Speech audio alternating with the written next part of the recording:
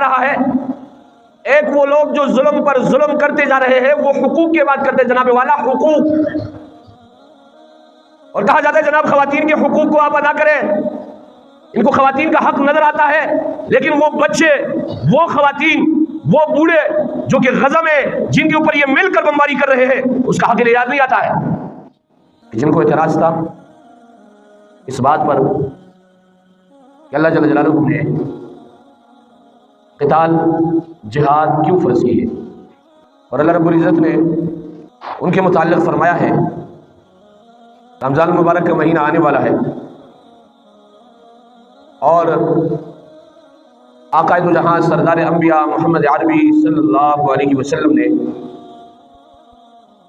پہلا معرکہ جس کو بدر کے نام سے یاد کیا جاتا ہے، 17 رمضان المبارک کو بدر کے مقام پر نبی اکرم صلی اللہ علیہ وآلہ وسلم نے لڑا ہے۔ لہذا مسلمان کو اپنے تاریخ سے آشنا ہونا چاہیے، نبی اکرم صلی اللہ علیہ وآلہ وسلم کی اسوہ حسنہ سے آشنا ہونا چاہیے۔ جس طریقے سے اللہ رب العزت نے کتبہ کا لفظ رمضان مبارک کے لیے استعمال کیا ہے، اسی طریقے سے کتبہ کا لفظ قتال کے لیے استعمال ہوا ہے۔ یا ایھا الذین آمنوا کتب علیکم الصیام، قرآن مجید کی دوسری آیت ہے کتب علیکم القتال،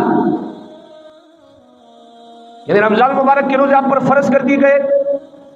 یہی فرض کا لفظ کتب علیکم القتال میں استعمال کر رہا ہے اللہ رب العزت۔ تو رمضان مبارک کا اور قتال کا آپس میں انتہائی جوڑ ہے، اور عجیب ڈرامہ رچایا جا رہا ہے۔ ایک وہ لوگ جو ظلم پر ظلم کرتے جا رہے ہیں، وہ حقوق کی بات کرتے ہیں جناب والا، حقوق، اور کہا جاتا ہے جناب خواتین کے حقوق کو آپ ادا کریں، ان کو خواتین کا حق نظر آتا ہے، لیکن وہ بچے، وہ خواتین، وہ بوڑھے جو کہ غزہ میں جن کے اوپر یہ مل کر بمباری کر رہے ہیں، اس کا حق انہیں یاد نہیں آتا ہے، اس کا حق انہیں یاد نہیں آتا ہے۔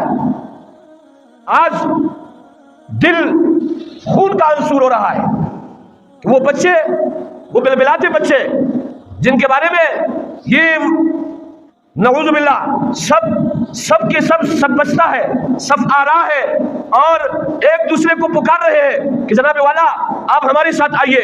اور آپ ہمارے ساتھ آئیے، آپ ہمارے ساتھ آئیے۔ یہاں پر جو ہے انہوں نے ڈرامہ رچایا ہوا ہے، حقوق النساء، خواتین کے حق کا لحاظ رکھو،